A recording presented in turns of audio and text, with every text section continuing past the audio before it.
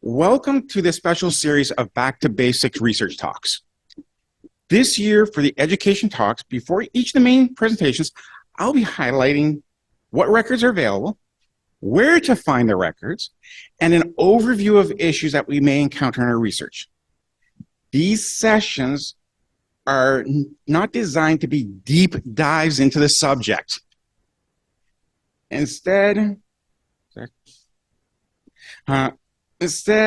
we're just going to be touching upon key items, and there's going to be some overlap for some of the subjects. We started our British Isles Back to Basics series by looking at the various key collections and sites that can help us when researching our kin in England and Wales. In October, we'll take a glance at Ireland. Researching our ancestors in Ireland can often be a challenge due to many issues, not the least being the tragic events of the Four Courts in 1922. With our November meeting happening after Remembrance Day, I'll be looking at finding records for those who served in the military. To start the new year, we go to Scotland, where I'll be looking at the various collections and sites that can help us research our kin who came from that place.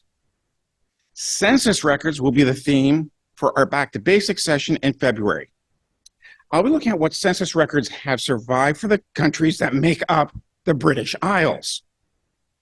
We'll also take a look at possible census substitutes that will fill in some of the gaps in the records. In March, we'll take a gander at the civil birth, marriage, and death registrations. Around the 19th century, England and Wales, Ireland, and Scotland all implemented their own government-mandated registrations of births, marriages, and deaths. And of course, each country did a little bit different from all the others.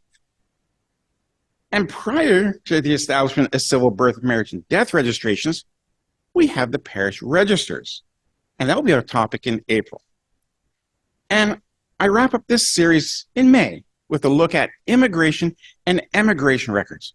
Just where do we find the possible documents recording the emigration from the British Isles and the immigration into distant lands?